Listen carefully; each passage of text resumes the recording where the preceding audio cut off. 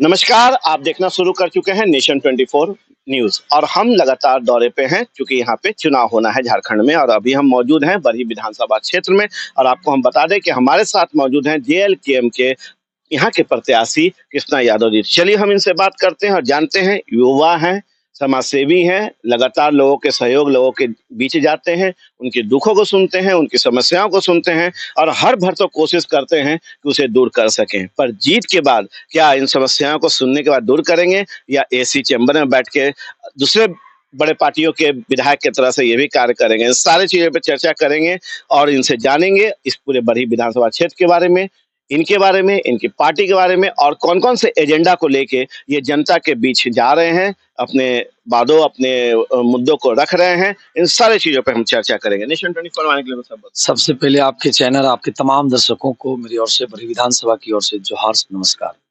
पहला सवाल सर कि लगातार आप जनता के बीच जा रहे हैं, युवा हैं, जनता आपको कैसा रिस्पॉन्स दे रही है? युवा बच्चे समझ के दे रही है या फिर नहीं, रियल में एक समाज सेवी के तौर पे दे रही है? देखिए, हम अभी क्षेत्र में जा रहे हैं, तो क्षेत्र के लोगों में एक गजब का उत्सव है। उत्सव इसलिए है कि लगातार 1995 से यहाँ दूसरे प्रदेश के लोग आके घर बना के रह रहे थे, वो विधायक बने। लेकिन इस बार जो हमको मेरी पार्टी जो झारखंड लोकतांत्रिक क्रांतिकारी मोर्चा के द्वारा जो हमें उम्मीदवार बनाया गया है और जिस दिन से मेरा टिकट का अनाउंसमेंट हुआ, उस दिन से हम गाँव-गाँव में घूम रहे हैं, टोला-टोला में घूम रहे हैं। गजब का माहौल है और भरपूर समर्थन मिल रहा है।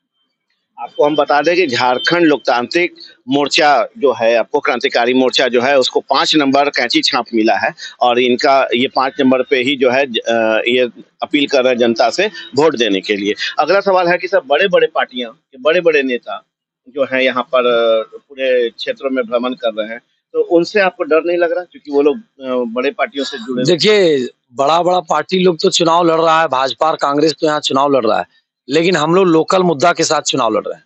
हम लोग झारखंड के मसला पर चुनाव लड़ रहे हैं। इन सभी लोग जो पार्टियां लड़ रही चुनाव, इन लोग तो लगातार झारखंड में 24 साल झारखंड हुआ, 15 नवंबर 2000 के समय झारखंड बना और 24 साल में झारखंड में 18 साल भाजपा के लोग ने शासन किया, 6 साल इंडिया गठबंधन के लोग ने शासन किया। लेकिन यहाँ जो जेन्युइन मुद्दा है, जो स्थानीय नीति, नियोजन नीति, विस्थापन नीति, पुनर्वास नीति, छात्र नीति, उद्योग नीति, इस पर कभी पहल करने का काम नहीं किए और इस मुद्दा आज भी यहाँ अधूरा पड़ा हुआ है और हम लोग मुद्दा के साथ चुनाव लड़ रहे हैं। बहुत बढ़िया रिस्पॉन्स क्षेत्र में मिल रहा है। सभी लोग चाह रहे हैं कि झारखंड के लोग लोकल लोग बने, हम लोकल लोगों के हाथ में झारखंड का इस बार कमान दें। देखिए, जनता के बीच हम जा रहे हैं, हमारी बात ये हमारे माध्यम से जो है जनता तक आपकी बातें पहुंच रही है, तो विस्तार से थोड़ा-सा स्पष्ट करें कि वो कौन-कौन से मुद्दा है जिसको लेके आप जनता तक जा रहे हैं, वो मुद्दा क्यों इम्पोर्टेंट है इस पूरे बरही विधानसभा? देखिए, बरही विधानसभा में जो सबसे बड़ा मुद्दा है, सबसे बड़ा यहाँ मुद्दा है विस्थापन का। यहाँ के लोग 56 मौजा के लोग विस्थापन हुए हैं, लेकिन आज तक भी उन लोग को हक और अधिकार नहीं मिला। दूसरा ये मुद्दा यहाँ कि अभी ये बहुत बड़ा यहाँ तिलैया डैम है जलाशय और चारों भर ये बरही विधानसभा से घिरा हुआ है। ये बगल में अभी जहाँ बैठे हुए चंदवारा ब्लॉक है, बगल में चौपारण ब्लॉक है, बगल में पदमा है, बगल में बरही और बीच में तिलैया डैम है। लेकिन आज तक यहाँ के किसानों के खेत में पानी 30 साल में इन लोग पहुंचाने में नाकामयाब रहे। आज तक पीने के लिए भी अभी बरही चौक जैसा जो 4-4 को राजधानी को जोड़ता है, यहाँ से ऑल इंडिया आप जा सकते हैं और बरही चौक से तिलैया डैम की दूरी 2.5 से 3 किलोमीटर है। लेकिन ये 2008 में शिलान्यास हुआ, कोबरा गेट के सामने आप देखे होंगे प्लांट बन रहा है, 2008 में हुआ और आज 2024 हो गया, लेकिन आज तक यहाँ के विधायक लोग पानी पहुंचाने में असफल रहे और जनता यहाँ पूरा उग्र है।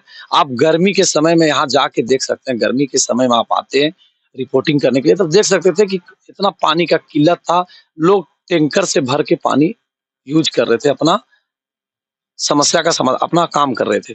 और अभी जब जो लोग मार्केटिंग करने के लिए जाते हैं गांव, जैसे हम सभी लोगों का मार्केट है बरही, इस इलाके का मार्केट है बरही।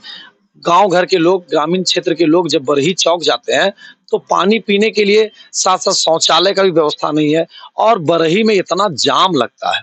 लेकिन इन लोग जो भी विधायक यहाँ बने वर्तमान और पूर्व, कभी इस मुद्दा पर मुखर से विधानसभा में बोलने का काम नहीं किए।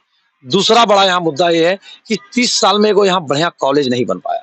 नहीं तो महिला कॉलेज है, नहीं तो डिग्री कॉलेज है, नहीं तो पॉलिटेक्निक कॉलेज है, नहीं तो बीएड कॉलेज है। चौथा सवाल यहाँ है कि आज तक आप देखे होंगे 4-4 को राजधानी को जोड़ता है।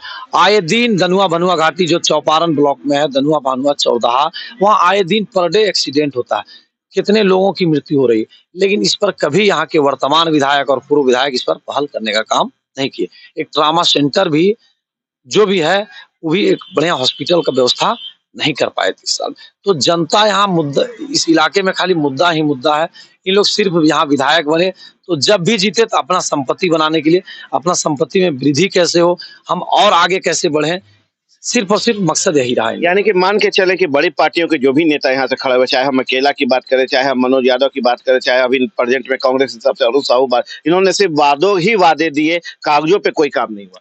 आप क्षेत्र में भ्रमण कर रहे हैं ना, आप लोगों से पूछिए कि वर्तमान विधायक और पूर्व विधायक का कोई एक ऐसा काम बता दीजिए जो आप नाम लीजिएगा।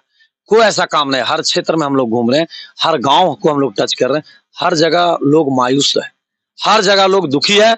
सब कोई चाह रहा है कि इस बार बदलाव हो और इस माटी का बेटा बने विधायक। बाहरी लोगों को बहुत मौका दिए, अब इस माटी का बेटा बने और इस माटी का बेटा जीत के जाएगा तो बड़ी विधानसभा में अपनी बात को, इस माटी की बात को मजबूती से रख सकता है। देखिए, कहीं के विकास के लिए शिक्षा, स्वास्थ्य, ठीक है, रोजगार, सुरक्षा बहुत इंपॉर्टेंट है।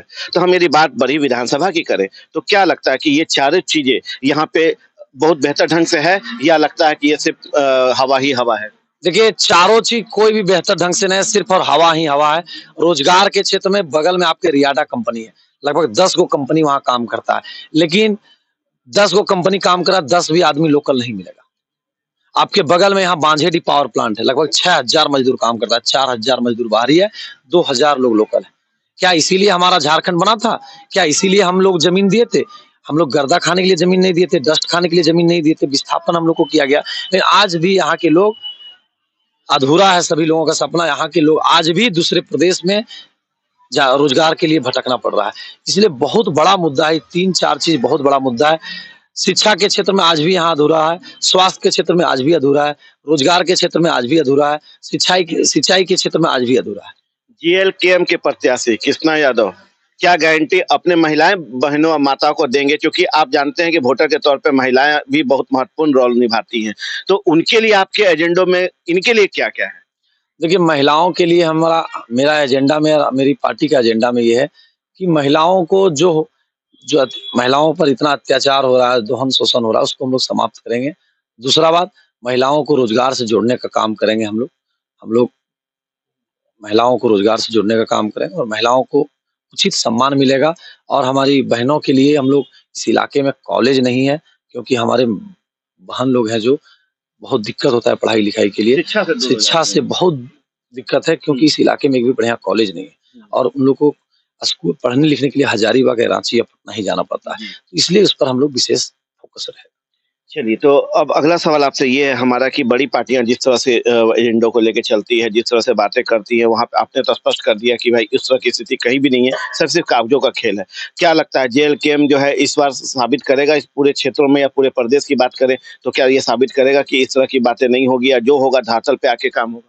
देखिए, जेएलकेएम झारखंड लोकतांत्रिक क्रांतिकारी मोर्चा पूरे मजबूती से पूरे 81 विधानसभा क्षेत्र में चुनाव लड़ रही है और हम लोग मजबूती से के साथ चुनाव लड़ रहे हैं और हम लोग सरकार बनाएंगे और बरही से भी हम टाइगर जयराम महतो जी को जीत के एक सीट देने का काम करेंगे, क्योंकि क्षेत्र में एकदम बदलाव की माहौल है। यहाँ हम सभी लोगों के, यहाँ लोगों ने 3 पीढ़ी वोट दिया। हम दिए वोट, हमारे दादाजी दिए वोट, हमारे बाबूजी दिए वोट। अब यहाँ के लोगों का कहना स्पष्ट है कि चौथा पीढ़ी हम लोग वोट नहीं देना इन लोग को, हम लोग लोकल लोगों को वोट देना। चाहिए क्या अपील करना चाहिएगा हमारे अपने पूरे बड़ी विधानसभा क्षेत्र के लोगों को, और खासकर प्रदेश के भी लोग हैं, तो आपके जहाँ जहाँ प्रत्याशी है उनके लिए भी क्या अपील करेंगे कि मतलब उन्हें एक संदेश?